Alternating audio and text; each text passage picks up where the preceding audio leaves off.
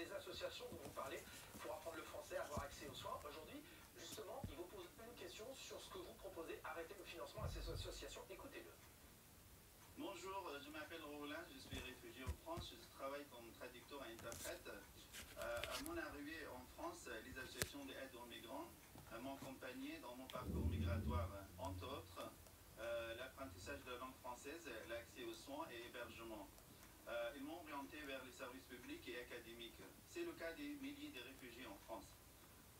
Ma question est la suivante. Monsieur Wauquiez, en arrêtant le financement des associations d'aide aux migrants, comment garantissez-vous les droits fondamentaux à l'hébergement d'urgence, la nourriture et l'accès à des soins de santé minimaux? Les personnes en grande vulnérabilité et les enfants seraient donc laissés à eux-mêmes sur le territoire. Merci beaucoup. Vous lui répondez. D'abord, vous avez choisi un beau témoignage. Voilà, c'est un bel exemple que vous avez choisi. C'est un exemple d'assimilation, visiblement. Moi, c'est ce que je défends, ça. Mais par contre, ce que je ne supporte plus, c'est que malheureusement, ces associations dont on parle, la CIMAD par exemple, sont installées dans les centres de reconduite à la frontière. J'y suis allé moi-même. Je voulais voir. On parle de mini-prison, où on n'est pas des gens comme celui qui a témoigné, on met des gens extrêmement dangereux, qui ont été condamnés pour viol, tir à armes à feu, trafic de drogue.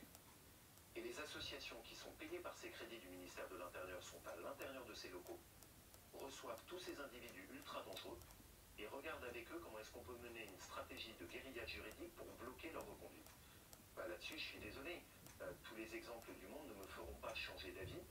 On a donc un gouvernement qui paye des associations dont l'objectif affiché est de faire obstacle à la conduite du gouvernement. Ça n'a pas de sens, c'est totalement schizophrène. Donc il faut qu'on arrête ça. C'est la première source d'économie. La deuxième source d'économie, c'est la question de l'assistanat dans notre pays. Moi, je suis attaché à notre système social. Je veux qu'on le préserve, des services publics qui marchent, mais un système social qui est fait pour les gens qui en ont vraiment besoin. Or, aujourd'hui, on a dérivé, je l'ai souvent dénoncé, de ce système vers l'assistanat et vers les abus. Ça coûte très cher dans notre pays. C'est 140 milliards d'euros d'aide sociale non contributive. Et on aboutit surtout à cette situation où, dans notre pays, ceux qui travaillent ont trop souvent le sentiment de travailler pour payer des impôts pour que d'autres touchent les aides sociales. La différence n'est pas suffisante. Quand vous êtes avec un salaire de 3 000 euros brut, en réalité, il vous reste à peu près 2 200 euros pour vivre.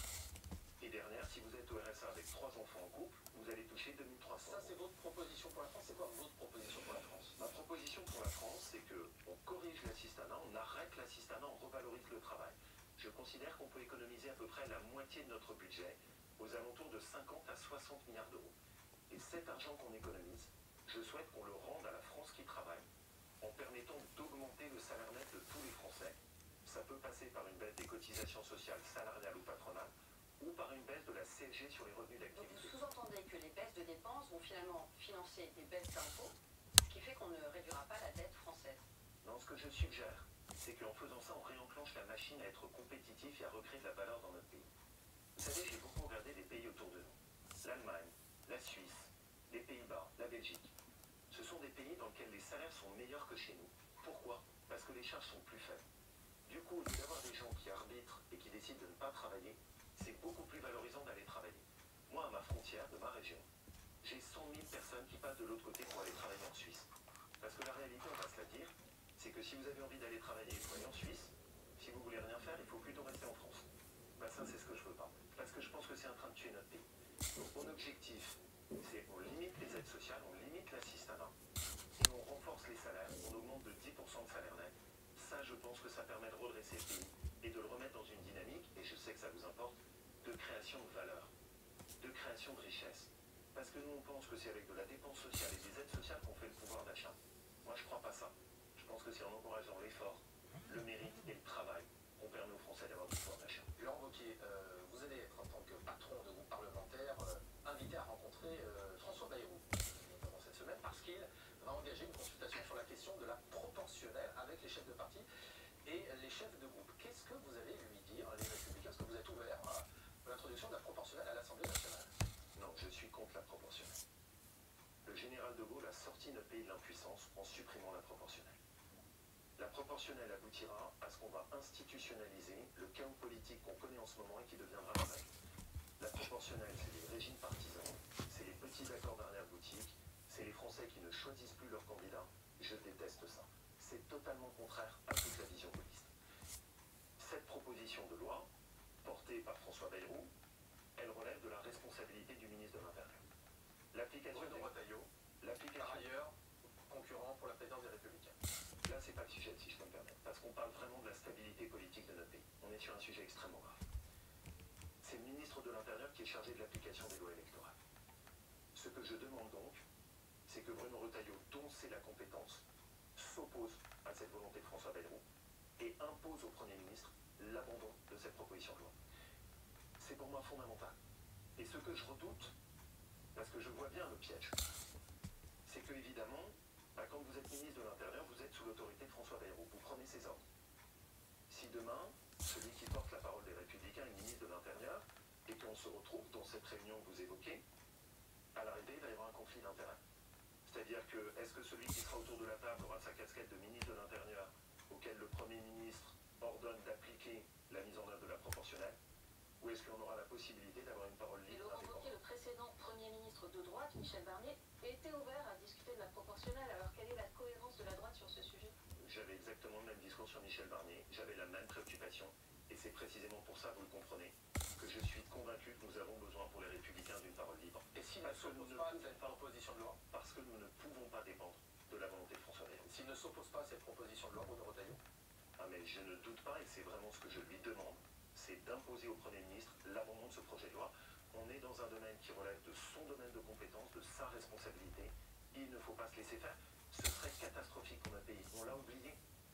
Mais la France, sous la 4ème République, était prisonnière d'un régime d'impuissance dans lequel il n'y avait plus jamais de majorité. Laurent Wauquiez, Alors, l'élection pour la présidence des Républicains aura lieu le 17 et 18 mai. On disait deux candidats. Merci de le rappeler. En un tour, Laurent Wauquiez face à Bruno Retailleau. Voilà, vous Lucie. n'êtes pour l'instant pas favori. Si par hasard vous perdez cette élection, est-ce que vous abandonnez toute ambition présidentielle? Vous savez que je me suis très clairement exprimé dessus. D'abord, je vais gagner cette élection. Et des sondages qui donnaient les issues des combats politiques à l'avance, dans notre famille, en politique, on en a beaucoup connu. Rappelez-vous Chirac-Balladur. Alors, dans l'hypothèse peu probable où vous perdez. Merci du complément. On a été très clair, et Bruno comme moi, et on est très alignés là-dessus. Là, on ne choisit pas notre candidat à la présidentielle. On choisit qui aura le temps, qui aura l'énergie, qui aura la liberté de s'occuper de la parole de notre famille politique. Et vous l'avez compris, moi, ce pourquoi je plaide, c'est cette complémentarité. D'une part, l'action de ministre au gouvernement, il faut les aider à avoir des résultats dans ce contexte difficile. D'autre part, la préparation du projet de rupture qui est attendu par les Français. Ce qui signifie qu'on choisira notre candidat dans un an. Et j'ai été très clair dessus. Je veux un seul candidat de la droite. On choisira le meilleur. Par Et une, si ça primaire, n'est pas moi, par une primaire fermée pour les adhérents LR, quel est le bon système pour choisir et le si ça candidat n'est à la pas moi, présidentielle? et si ça n'est pas moi pour vous répondre, je soutiendrai celui qui sera le mieux placé. Que ce soit Bruno Retailleau ou quelqu'un d'autre. Quelle sera la bonne Et méthode pour choisir ce candidat? je vais vous répondre, vous inquiétez Vous pas. n'excluez pas d'être candidat.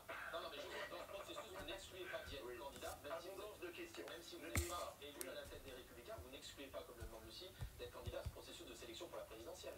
Bien sûr. Et on choisira le meilleur. Parce que je veux qu'il y ait un seul candidat de la droite et je veux qu'on gagne. Parce que je vois trop l'affaissement et la décadence actuelle de notre pays. Comment on le choisira? Moi, je suis totalement contre la primaire. C'est une différence avec beaucoup de soutien de Bruno Retailleau. Je suis contre ce système qui aboutit à diviser la droite, qui aboutit à ce qu'on ne se prépare pas, qui aboutit à ce que des gens de gauche sont venus choisir notre candidat. Donc ma réponse, elle est très claire. Ce seront les adhérents de notre famille politique qui choisiront et qui arbitreront. Par un vote. Donc il y aura, Par un vote, mais un vote des adhérents. Et des il y adhérents. aura par un vote des adhérents le choix d'un candidat LR à l'élection présidentielle qui ira au bout. Quoi qu'il en soit, il y aura forcément un candidat LR à la présidentielle. J'entends par là, si par exemple Édouard Philippe ou Gérald Darmanin sont mieux placés, est-ce que vous les soutiendrez ou pas? Moi, mon souhait, et c'est ma conviction, c'est qu'il faut un candidat de la droite qui porte un vrai projet d'alternance et de rupture. Quand je dis ça, ça veut dire pas un candidat qui soit en même temps de la gauche, du centre et de la droite. Édouard Or, Philippe, pour l'instant, il est en même temps de la gauche, du centre et de la droite? bah, c'est son projet. Et d'ailleurs, il le verbalise très clairement. Il dit que lui, son objectif, c'est d'aller de Anne Hidalgo jusqu'aux Républicains. Je suis pas très fan d'Anne Hidalgo. Mais donc avec un Édouard Philippe par exemple qui serait, et c'est le cas aujourd'hui, loin en tête devant dans les sondages et un candidat LR qui serait à 7, 8, 9, 10%, que sais-je, vous ne soutiendriez pas pour